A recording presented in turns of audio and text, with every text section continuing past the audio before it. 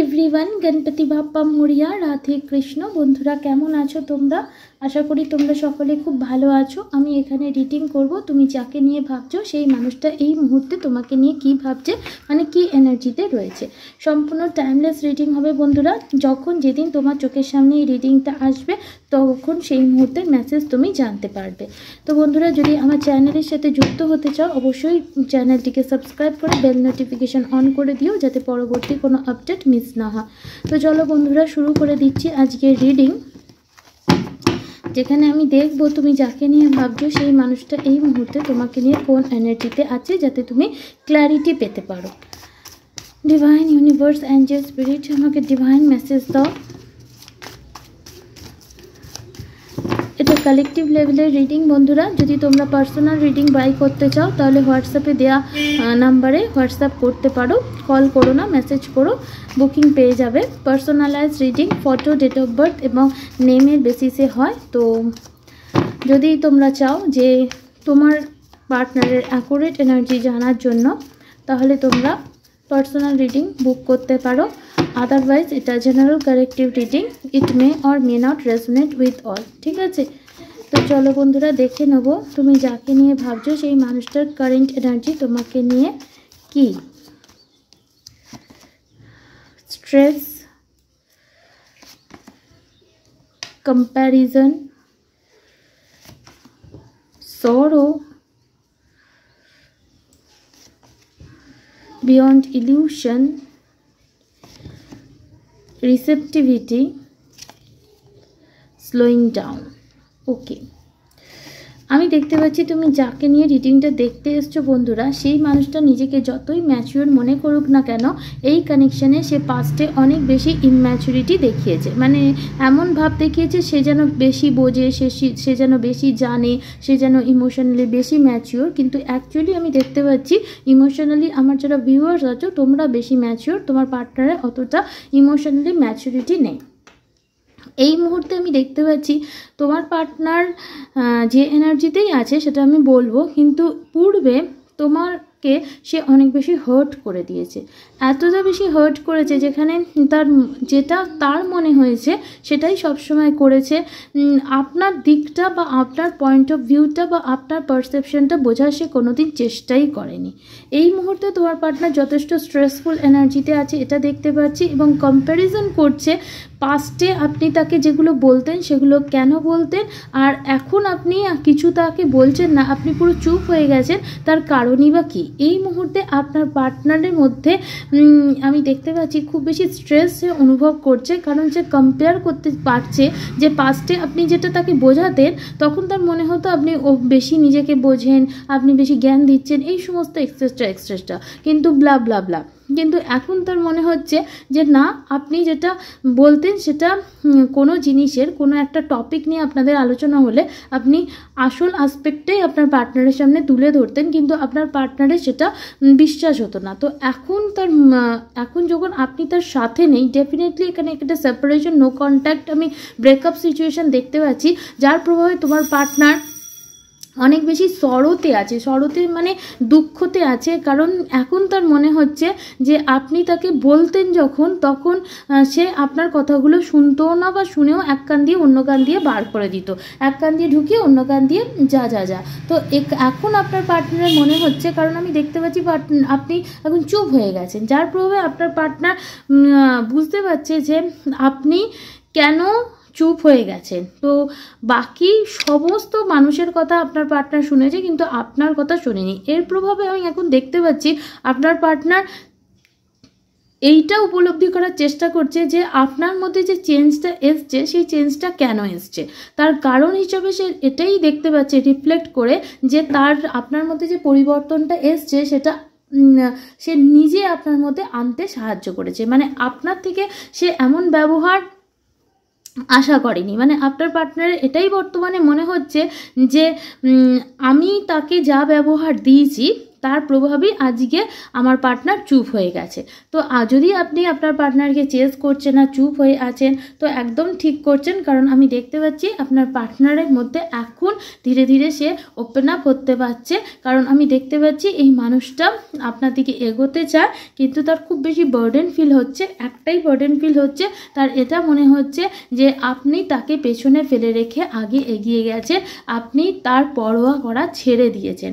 এর প্রভাবে আপনার পার্টনারের এটাই মনে হচ্ছে যে আপনার মধ্যে সেই যে একটা পজিটিভনেস, একটা কথা না হলে খুব তর্পানা বলে না হিন্দিতে, সেই রকম কষ্টটা আপনার মধ্যে নেই। আপনিও আপনার লাইফকে কন্ট্রোল, সিচুয়েশনকে কন্ট্রোল, ইমোশনকে কন্ট্রোল করতে শিখে গেছে, যার প্রভাবে আপনার পার্টনারের মনে হচ্ছে যে আপনি তার নাগালের বাইরে চলে গেছেন। এখন আপনার যে লাভ, আপনার যে কথা, আপনি তাকে যেগুলো বোঝাতেন সেই সমস্ত কিছুই বুঝতে পারছে। তো বলে না দেরিতে যখন সময় থাকে তখন বোঝে না, দেরিতে টনক নড়ে, ঠিক সেই অবস্থা হচ্ছে তোমার পার্টনারের এই মুহূর্তে হয়ে রয়েছে। সেটা আমি এখানে কার্ডের মাধ্যমে দেখতে পাচ্ছি।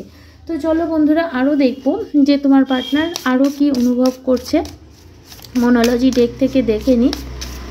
Divine universe, angel, spirit, please আমাকে ডিভাইন মেসেজ দাও। A time to give rather than take.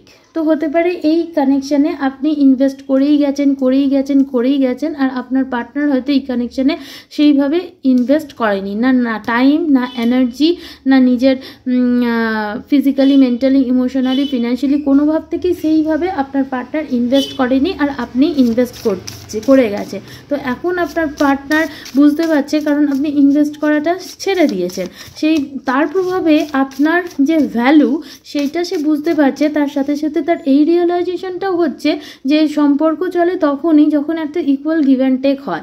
সে শুধু আপনার থেকে নিয়েই গেছে, লাভ, ভাইব্রেশন, এনার্জি সব নিয়েই গেছে, কিন্তু সে কখনো রিটার্নে এই কানেকশানে ব্যালেন্স মেনটেন করার জন্য সেটা কিছু করেনি। আপনারও যে ভালোবাসার দরকার, আপনারও যে টাইম, এনার্জি দরকার, সেটা কিন্তু আপনার পার্টনার কখনো বোঝেনি। তো এখন যখন আপনি তার লাইফে উপস্থিত নেই, তার খুব স্ট্রেস হচ্ছে এবং তার মনে হচ্ছে যে আমি তার সাথে এরকম ব্যবহার কেন করেছি, যেখানে তার উপস্থিতি আমার জীবনে শান্তির কারণ ছিল।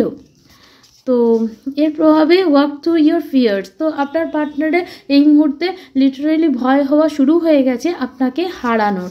আপনার পার্টনার প্রচণ্ড পরিমাণে চিন্তিত, আপনার পার্টনারের হার্ট চক্র এই মুহূর্তে ব্লক হয়ে রয়েছে, যার প্রভাবে আপনার পার্টনার ডিভাইনের কাছ থেকে চাইছে যে একটা পাওয়ারফুল চেঞ্জ আসুক।